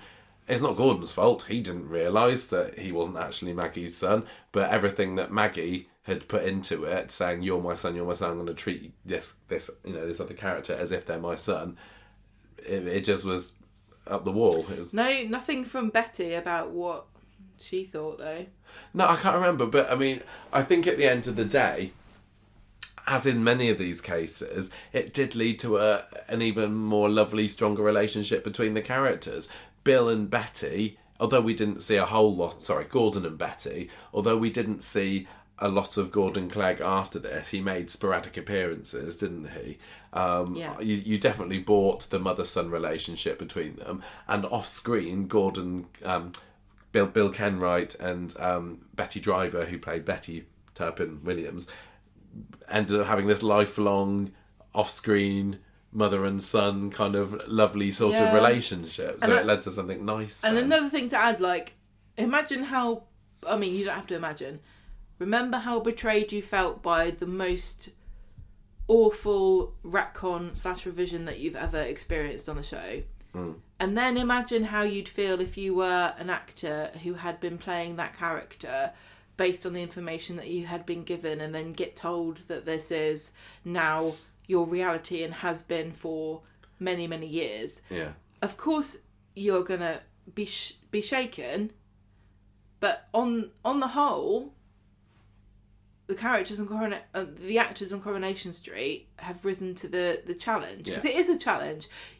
It's really hard to act a story or a scene that you don't really believe is true to your character. And loads of these actors have lived with these characters for multiple years, sometimes decades worth of this character's backstory that lives in their heads. And then you get asked to reimagine your fictional history and then play it in a really sincere way that sells this retcon/revision to the audience. That's a big ask. And I think that we should acknowledge that. And really appreciate the hard work and the sweat and the tears that goes into imagining some of these stories as they have been given. Yeah. And, it's really easy to criticise. God knows we do it every week. But I want to just say a big thank you to all the actors who've been given tough sales like these. Let's stick on the parentage theme, but if we kind of move on to times when the stories and backstories of characters have had to change, or just general plot points where we've had to think about them in a different way because later story writers decided that more suits my narrative. On the whole, lots of these stories are asking a main character to believe that they've been lied to. Yeah. Yeah. That's easier to do because that feels like it doesn't betray all the work you've done to establish a character. So a good example recently is Tyrone's parentage. So we thought Jackie was Tyrone's mum. She appeared in the... was it Deirdre? Yeah, she was in the Feed the Weatherfield story. Exactly. So who knows who will appear in Roy Cropper's story. Don't know, but she appeared as a cellmate or like a fellow felon of Deirdre's. We didn't realise that she was not Tyrone's mum the whole time she was in the show. She last appeared in 2009, and then her backstory was changed about 9 years later, so that Cassie gave birth to Tyrone.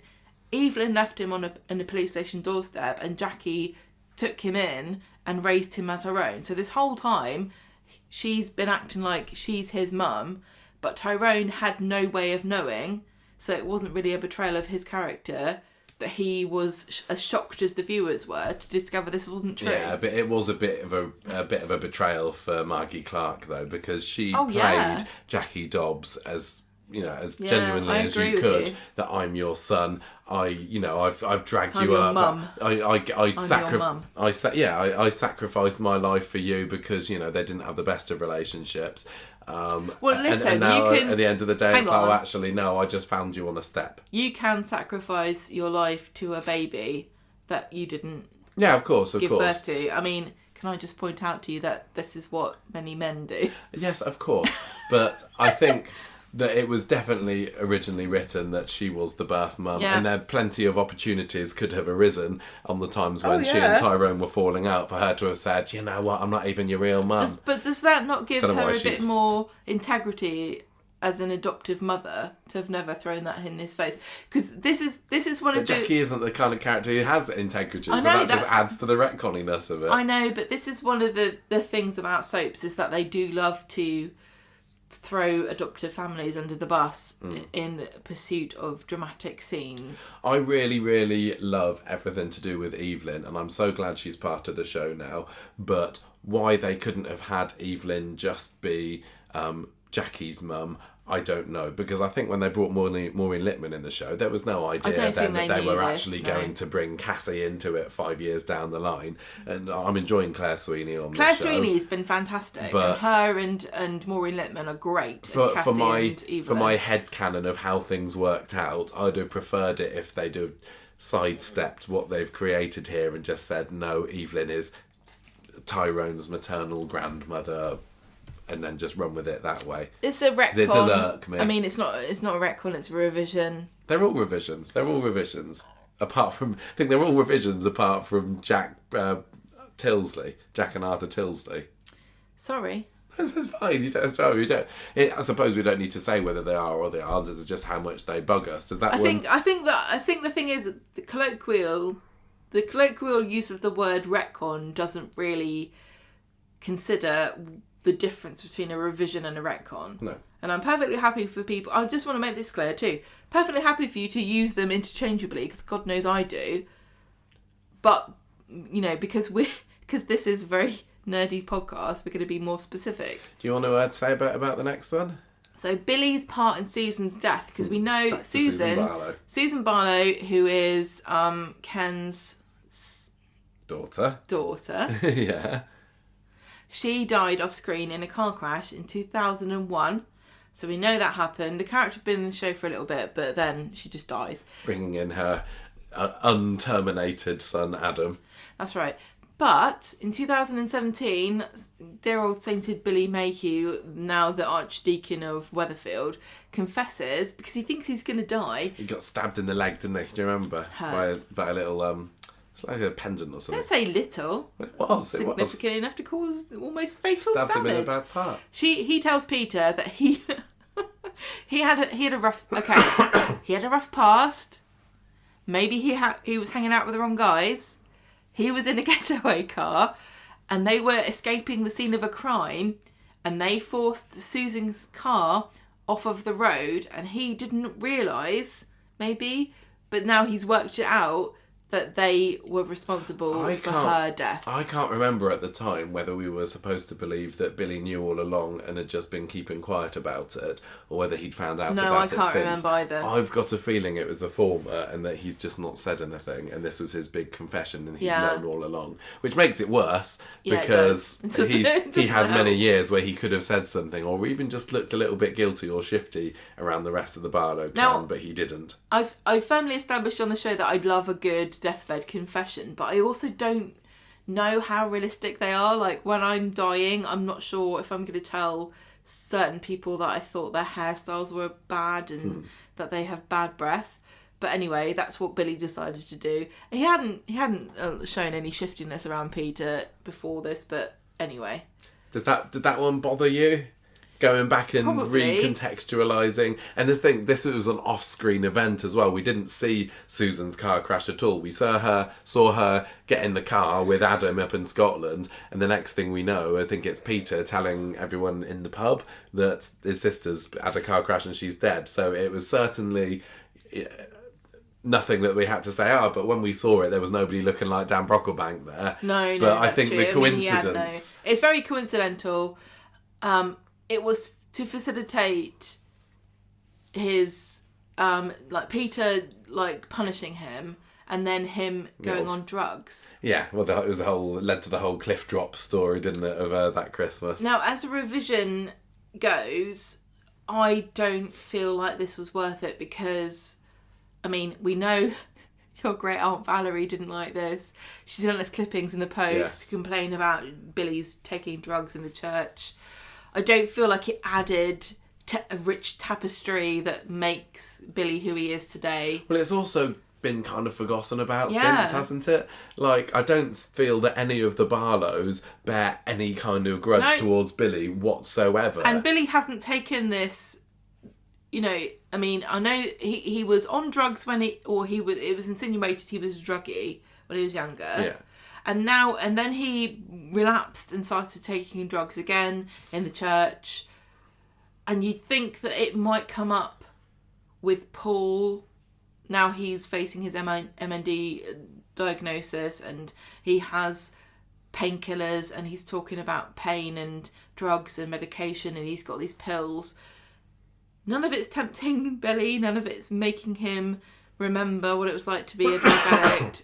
I'm not saying that everybody who is a drug addict would feel the same way, but I'm saying this is a soap, and so there's a kind of pattern that these characters follow that Billy isn't. Yeah, I don't think it was really worth it. And again, this is very similar to the Toya storyline for this week, where they're taking a storyline that parts of it occurred off screen and then they're saying this is what happened just when you weren't watching, and it's a bit of a stretch to believe it. And if you are waiting for our verdict about what we think about Toy Story as far as retcons versus revisions and how plausible the action is, you're going to have to wait till Saturday's show. We will talk about it. Yeah, we'll talk about it more then, because we haven't even seen we're not going to talk about it if we've actually seen most of the action. Yeah, the confession between Toya and Nick. Couple of bigamies that have been somewhat retconish over the year. So we saw Beth and Kurt... You keep saying over the year, but you mean over the years. Mm-hmm. We saw Beth and Kurt get married in 2015 in that 80s retro-inspired wedding. Madonna. But the very following year, Craig starts doing a bit of digging in and shows some interest in seeing his dad, Daryl. And then this is when Daryl reveals to Craig that I never got divorced from your mum. So then it turns out that Beth wasn't actually legally married to Kirk whatsoever. She was a bigamist. and that leads to Kirk splitting up with her for a bit. Craig distrusts her for a little while. I didn't get on with this. I refuse to believe that Beth would have just turned a blind eye to the fact that she was already married to Daryl.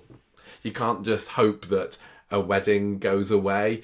And I know Beth's not supposed to be the brightest bulb, but she wouldn't have thought, no, it doesn't count, it's okay, I can hope I can get away with it. What about you? What do you think about that one? I'm just trying to look up like what are the rates of bigamy in this country.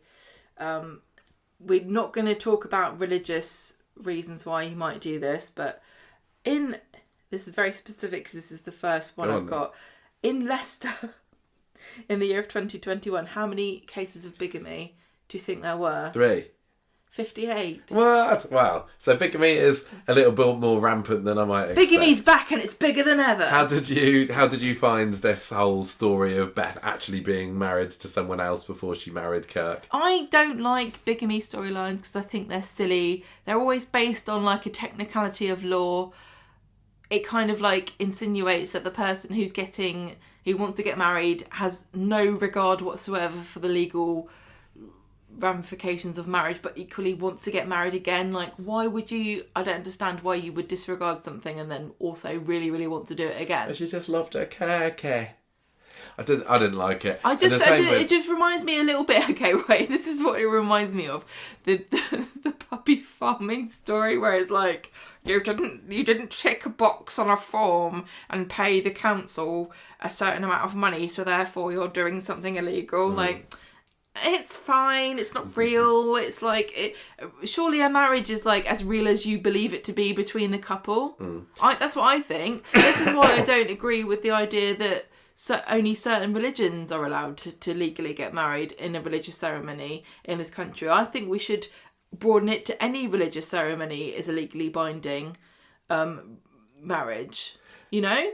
I think it's as real as you believe it to be. A marriage is only as real as you think it is. I think anybody should be able to get married. I think you should be able to say, oh, I'm married, fill out a form and you're married. I don't agree with any red tape. I think it's a personal relationship between two people. I think it should be like that. And I think that all this kind of silly, like, you didn't remember to tell us that you weren't married to that. Silly. I don't completely agree with you there, but we'll save that for another time. Talk about it later. But yeah, Beth and Kirk, I thought that was a real shame, and it had a bit of a short-term impact, but at the end of the day, it wasn't worth it. But Beth and Kirk's relationship has been a series of like, why are they making them mad at each other? Yeah, and they're going to fall out. I thought that they were love's, young dream, and now they're... So you also had Tim, who it was revealed in 2019 that he was also married to somebody else when he married Sally. So he married air hostess Charlie Wood in 2004, apparently, when he went on a stag party in Las Vegas. And then he spent the next 15 years believing that it wasn't actually legally binding because it was just the Vegas wedding, and it wasn't until Jeff and Yasmin got married out there, which is still very weird to me. Yeah, that's that weird. It was brought to his attention that actually his marriage to Charlie was real, and now he's a bigamist. I just thought it was silly. Again, the idea that Tim wouldn't believe that this marriage was real. Well, he is stupid. He is stupid. But I thought that was a bit too much of a stretch, and I kind of wish that hadn't happened. Because again, what long-term consequences did it have? Not much. In fact, it meant that a married couple that were, out of the current characters who are married, they were probably the longest married couple, and now it turns out that they weren't properly. So I don't like it when they do that. I hated it. I thought it was silly, pointless. We had Sharif's affair with Sonia, so this is what facilitated his exit, and also Yasmin's, Yeah, we were supposed to believe that he'd been having an affair for 7 years off screen, and that was very much we didn't see it happening. We did not see it happening, but I thought that was really a big stretch of credulity when that was and I don't know that we needed it really to get rid of Sharif. No. But okay. Yeah. Don't like it. Another big one. And again, this is a proper retcon. This just doesn't make sense. Is surrounding Annie Walker and her ownership of the Rovers, because back in the 80s, or back up until I think it was the Duckworths took over in the 90s, the landlord or landlady of the pub didn't own it. They just had the tenancy. But when this Betty was a died, major plot point of many stories in the early 60s because there's a very different relationship between a tenant of the brewery looking after a pub. It's the same way that you rent a house. Yeah. They're not really the custodians of the property. They're just running a business that happens to be located in the pub. And there are loads of scenes about Annie wishing she could relocate to a different pub and, you know, having fantasies of a pub in Cheshire, etc., etc. But despite all this, when Betty died in 2012, some of the other characters were looking around Betty's stuff and found a note supposedly written by Annie Walker, 30 years previously, saying that she bequeathed the Rovers to Betty, and so therefore, all of this time, the Rovers has belonged to Betty. Utter load of nonsense. And this was a few months before the podcast first started, so we didn't have any reaction to it on air back then. And I think even if we had been watching then, it wouldn't have bothered us quite so much because we didn't know as much about Corrie history back then. But I know there are an awful lot of people that absolutely hated this, and this is kind of something that has been almost retconned out of existence, because this portrait that you got of Betty in the Rovers, Stella ended up was being the one to put it on the wall originally, and it had a little plaque underneath that said Betty Williams, landlady, 1984 to 2012, and now it doesn't even say that. No. So it was officially canonised that Betty was the actual real genuine landlady for all that time, and now the show's kind of stepped back from it and gone, no, maybe not. Let's not talk about that. That's utterly ridiculous. And I get that they're trying to do something that was a bit sentimental. Yes. And say, Betty, she's the heart of the Rovers. And in many ways she was for many, many, many years. She was the member of staff that worked there for the longest. But to turn things around and say, well, actually, technically, she was the landlady of it. And we weren't supposed to believe, or were we? I don't know whether we were supposed to believe that she knew about it and just didn't say anything about it, or didn't care, or did she not open the letter herself? I don't know. But this is one of those things where it feels as though, as a soap, Coronation Street lacks a bit of courage, because they could have had a story where Betty was just the best the best barmaid there ever was. We could have had a story where Ashley and Fred were just really, really strongly like uncle and nephew. But they had to up the ante to try to add credibility to these relationships and situations, when they could have just relied on the fact we've seen Ashley and Fred be really strong and have a great relationship. Did we really need him to be his dad? Did we really need... I still would say yes. Did we really need Betty to secretly be the landlady this whole time? Does it not kind of... And like all these secret brothers and sisters and dads and mums, do we need to... Can Coronation Street not kind of like promote alternative ways of like being important in other people's lives?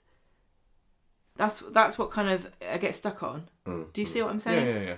Right, we've still got so much to go, Gemma. Let's do a quick whistle-stop tour of characters whose names have changed over the year. I'm gonna pass this one over to you. So, whose has had a bit of a different name over the year? And so, is this revisionist, this retcon, whatever? Right. People have said it. Have they seen it written down? Does that make it a retcon? It doesn't really matter, but go on. Rob Donovan who? He was actually called Darren. Phil Collins said his middle name was Darren when he's... Phil Collinson, not Phil Collins. Phil Collins. He was like, hey. Phil Collinson's producer. He said his middle name was Darren. So, yeah, Rob was referred to before he came on screen. Carlos was always talking about her brother Darren. This is what I said before about do people have middle names, but I don't know. Episode 222, Jed Stone says his name's are Gerald Arthur. And then he previously establishes it as John Edwards. John Edward Stone. Annie Speedwell. Yeah, lots of maiden names were changed, especially in the early days. Beaumont. Yeah, she was the Beaumont family, the Beaumonts of Clitheroe, were quite high society, but she was originally Annie Speedwell in the we scripts. We had Irma, she appeared before the Ogdens, the other Ogdens. She was called Irma Smedwick, but then she changed to Ogden. We had Sheila Cordingley, who was actually Sheila Birtles later. Doreen Binns, who turned to Doreen Lostock. Yeah, because quite a few of the other ones. And there was also a big name change was Rita. And there's a whole story of retcons and revisions for her story. Yeah. So she first appeared in 1964 as Rita Littlewood. Obviously, that was the name that she would later go on to keep as her maiden name. But then when they brought Barbara Knox back into the show in 1972, she was playing what was originally going to be an original character called Mrs. Bates. So there was no relationship between these two? No relationship between them whatsoever. It just happened so that they brought the same character, same actor back in, because Rita's 1964 appearance was just once, and then so, well, let's give her a bigger part now. Yeah, exactly. So Mrs. Bates' son, Terry, had been a bit of a pain in the arse at school, and Ken had to visit his mum to discuss the issue with her. And so she went for a while being, I'm Terry Bates' mum. Then it was decided, why don't we just make them the same character as the one that I played back in 1964? So later on that year, they re-established her backstory with Dennis and the character, this Mrs. Bates character, and the character was called Rita Littlewood again. And then it was decided that although she was Harry Bates's mum, she was actually she was the common law wife to his dad. So she just called herself Mrs. Bates. She called herself Mrs. Because Bates. she was in a serious relationship with the father of this Terry. Yeah. So that was very messy, just to facilitate the idea that this is the same character I played before. I think they liked Rita Littlewood more as a character than Mrs. Bates, but they really liked Barbara Knox. Yeah. So they were like, how can we keep Babs in it? Let's just make it the same person. And I think they probably thought it's more interesting to have a character who's a lounge singer in. Yes. So let's make it her. And also, obviously it plays into her strengths as an actress and a performer, that she's better as a lounge singer than a mum. Quite. So that's kind of there's probably copious examples that we won't go through. I haven't found of names changing over the years. But what about dates? What about dates? Well, let me tell you. In December 1960, Annie Walker said her birthday was in June, but later on, she had a birthday in August. Well, how about in 1961, Ina Sharples says she was the oldest resident of the street when she was aged around 70, but then later sources gave her date of birth as 1899, but Albert Tatlock was born in 1895, and Martha Longhurst was born in 1896. So she wasn't the eldest at all. What Shocking. a liar. Well, how about this one then? 14th of April, 1980, it's established that Ivy tells Vera that it's her and Jack's wedding anniversary on Friday, and that contradicts the Duckworths' established wedding date of the 19th of August, 1957. Yeah. So another April to August. How are we supposed to believe anything that these writers ever tell us? Well, in episode 317, Annie Walker says that she and Jack Walker took over the tenancy of the Rovers Return Inn on the 4th of February. But that contradicts the events in episode 1749, where 1937 is given as a date. It's like they'd make it up. You didn't say 1939. 1937. 1939. It changed from 1939 to 1937. Terrible. And also, so you'd think that in the olden days, definitely there was no archivists back then. People thought nobody's going to remember, there's nobody to check with, whatever, it doesn't matter. But even some dates into the modern era weren't as tight as they should have been. And I remember when the Battersbys came into it, it was a bit unusual because earlier... Janice was the very first Battersby to arrive. She came in early in 1997. The rest of the clan was in July. But when Janice came into it, she was credited as Janice Lee. But when they came into it, she was married to Les and had apparently been married for years. So she shouldn't have been Janice Lee. She should have been Janice Battersby. Absolute tosh. So what a load of rubbish. Can we talk about soap opera rapid aging syndrome, which is, I think, something that is prevalent in lots of other soaps, particularly American and maybe Australian soaps, I'm going to say, where they take a character, a child character, and decide, oh, it's a bit boring them being young. Let's just age them up a little bit so that we can get them onto the raunchier stuff or the more interesting storylines, and maybe get them, on the books and having them in more stories so they don't have to worry about school a little bit sooner. I can't be mad about this because I think many of the writers who were around in this era were in the period in which you would have lied about how old you were to go and fight the Nazis. See, we talked just last week on the podcast about Ardy and Asher. This is the biggest one of the modern era, and it's stayed. So they were born. We saw them being born in 2006, but the current agreed canon is that they were born in 2005. And that is an actual retcon. This is a 100% proper retcon because we can see them being born, popping out of Sanita in 2005, but now we're led to believe that it's 2006. The fact that is a retcon, how does that bother you? I don't care at all. I think I don't care as much as I should. I think if I start to think about it a little bit too much, it irks me. It's kind of annoying, but it's just so... I mean, it should be more annoying because it's a retcon instead of a revision, but it is so... I mean, if it was the sort of thing that they were doing more often, if they did it all would the time. Really, really annoy me. I mean, it should be more bothersome because it's an actual retcon for such a stupid thing, like to make them... I think it was just to make them be closer in age to Amy. It makes sense. So that they would have friends of a similar age. But how important is it? Dunno. Yeah. Well, there was a couple of other characters whose were aged up a little bit. Even Peter and Susan Barlow were, but then it was put back again. So they were born in 1965, but then in 1978 they were aged up because they wanted to have a story where Peter wanted to join the Navy, and by 1978 he wouldn't be quite old enough yet, so that they aged him up. But then by 1986 they were back to their original age again, and I think Peter's current age does still tie in with being born in 1965. So we just had a temporary change of birth date. Do you think this is easier because in showbiz, who knows when you were born is really what you can get away with saying? I don't think so. But I suppose Peter and Susan, although they are mainish characters, especially Peter, they were off screen for so long, weren't they? They went to live in Scotland for a while and they just make the odd visit here and there, so I don't think people were tracking their ages quite so long. Whereas with the Allahan twins, we saw them for a good 4 years on screen being a particular age, and then they were just aged up by a year. That's going to stick a little bit more. But isn't Peter the most significant earliest Coronation Street character we've seen born and grow? Yeah, for sure.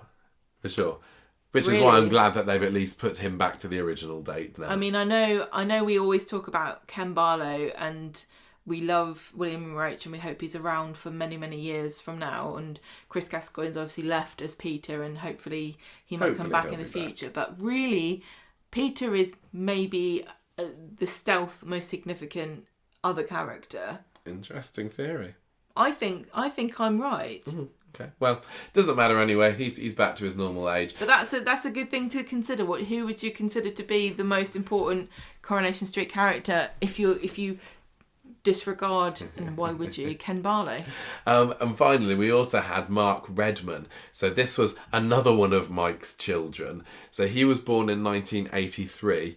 But then he kind of went away. His mum was Maggie Redman, who was a florist that Mike got involved with. But then when those characters came back in 1992, the storyliners wanted it so that Mark and Nick Tilsley, Nicky Platt, would be together at school together. So Mark was aged up a couple of years.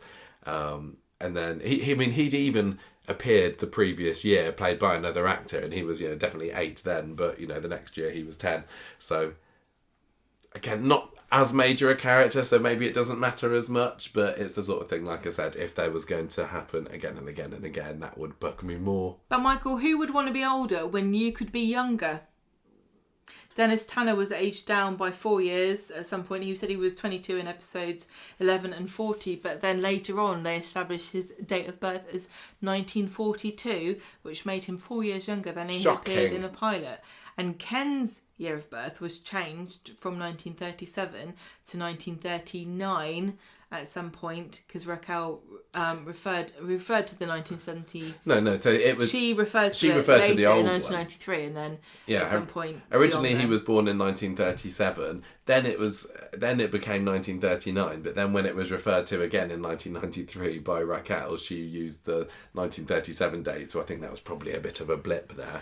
In episode 869, Annie Walker and Emily Nugent look at a picture of the Queen. Queen Elizabeth II. It's been printed to celebrate her 43rd birthday, and Emily says, the Queen's nearly 5 years older than I am, but her established birth year was 1929, so that's wrong. Yeah, terrible.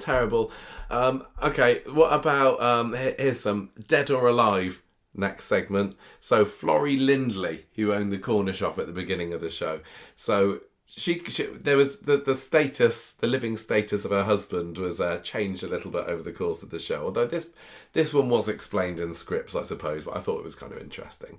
So in episode 312 in 1963, Florrie says that her husband died years ago, and I don't remember even before that there might have been other references to the fact that she was a widow.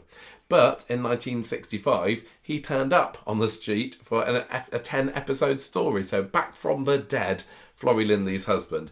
It was said that he was working as an engineer in India. He came back to reconcile with her, and everyone was quite surprised because she claimed to be a widow for all this time. So I think that's why it's not really a retcon or a revision, because all of the characters on the street were acknowledged the fact, hang on a minute, you've said he was dead. Yeah, and she that makes sense. And she was just like, I lied. I just been lying to you. It's just, again, I don't necessarily like that idea. It wasn't originally supposed to be that he was in India somewhere. But a woman who owns her own business in that period of time would have had to have had a reason why her husband was not in charge of everything. Yeah.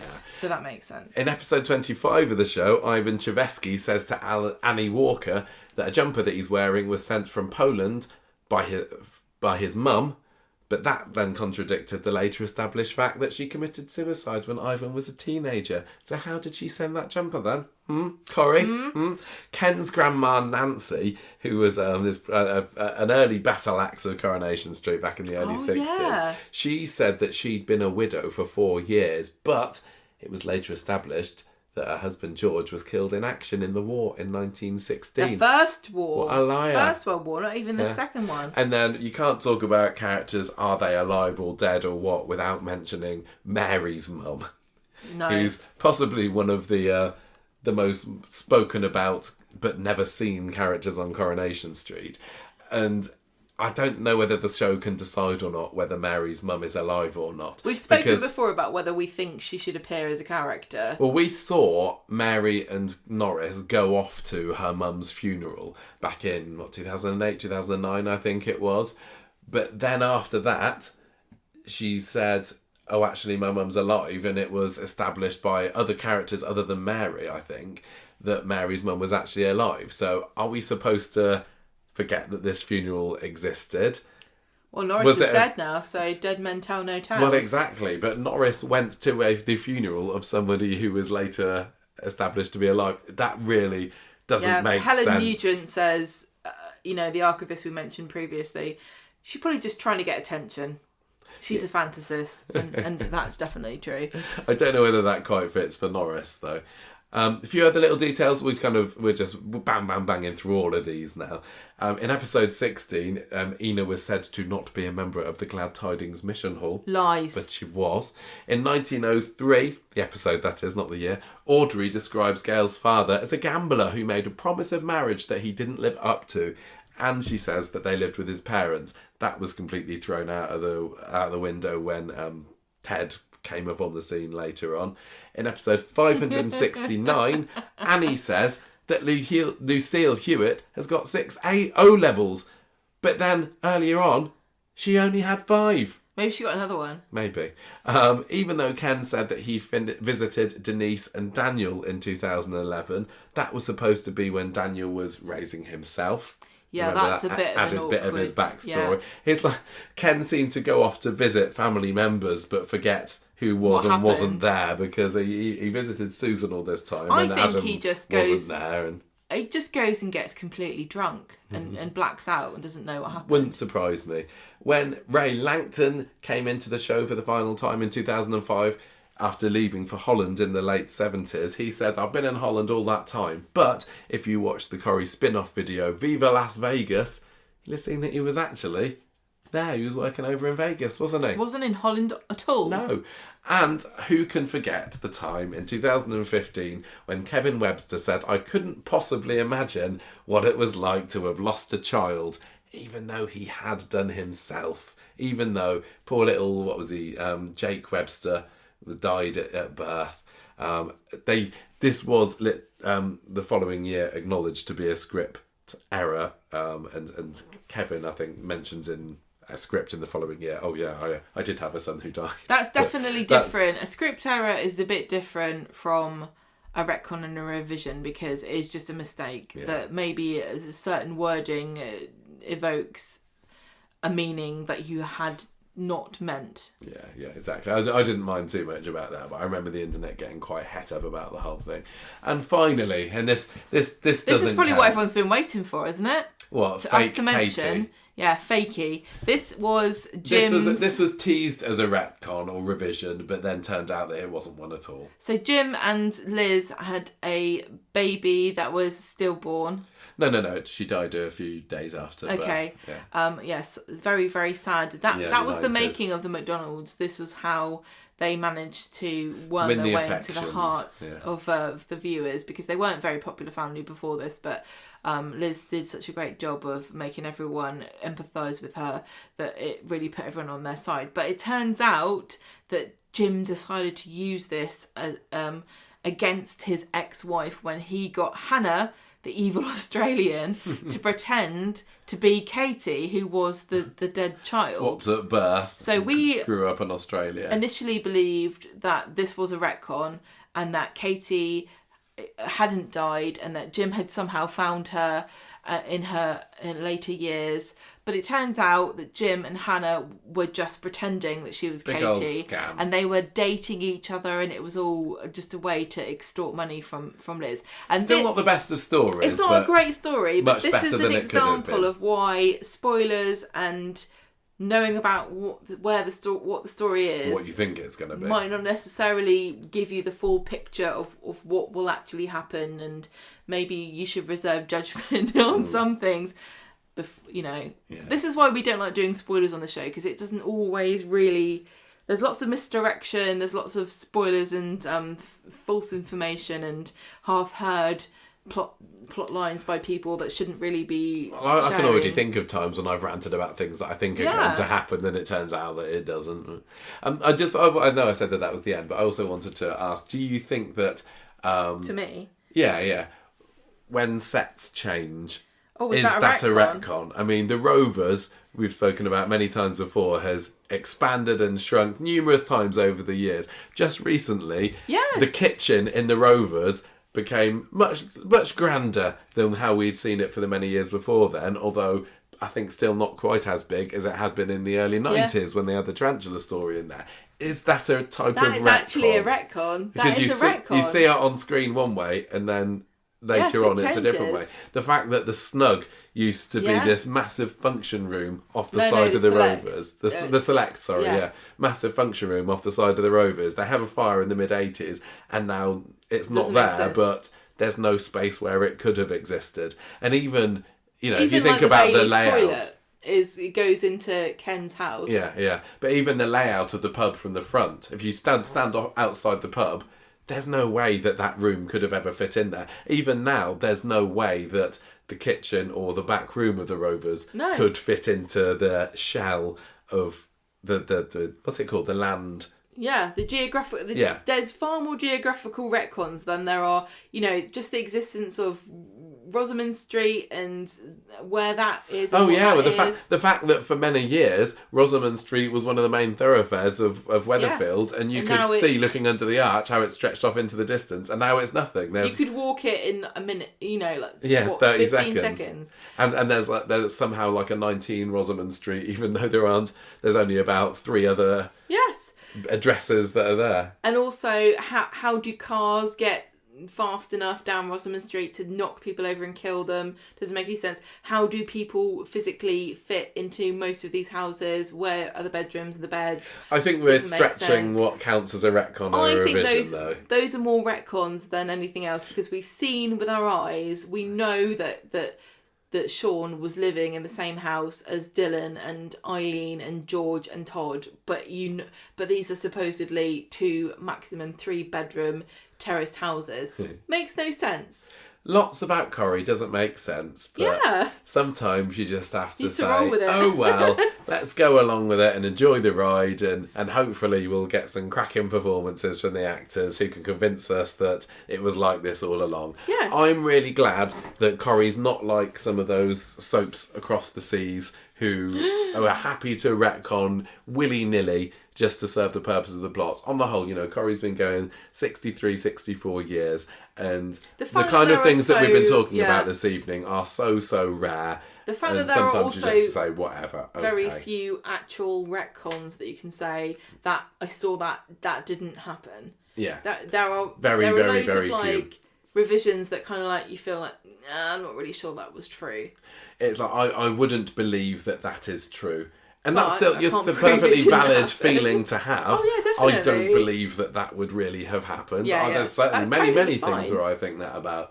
Yeah, but absolutely. In the grand scheme of things, I can't think of a time when it has completely ruined a character or made a character not important, or even if at the time it's felt really, really irritating when they've done that. I know I was definitely fuming at the idea that Jackie has been cut out of Tyrone's life, but looking back on it now, I'm like, okay. Well, it's in the passing, time softens all ills, doesn't it? Yeah, and it's not like Corrie in British soaps is the only one that does it as well. I mean, I've not looked into retcons in Emmerdale, retcons in EastEnders, but I know that they do exist. Yeah. They absolutely exist, but now is not the time for that. So, what do you think? Write in. Have you got any things that really stuck in your craw? Do you disagree with my hard line on what is a retcon versus a revision? Do you think that they're justified? Are there any that you are fine with and not? Let us know. Email us conversationstreet@gmail.com. Ta-ra. Bye.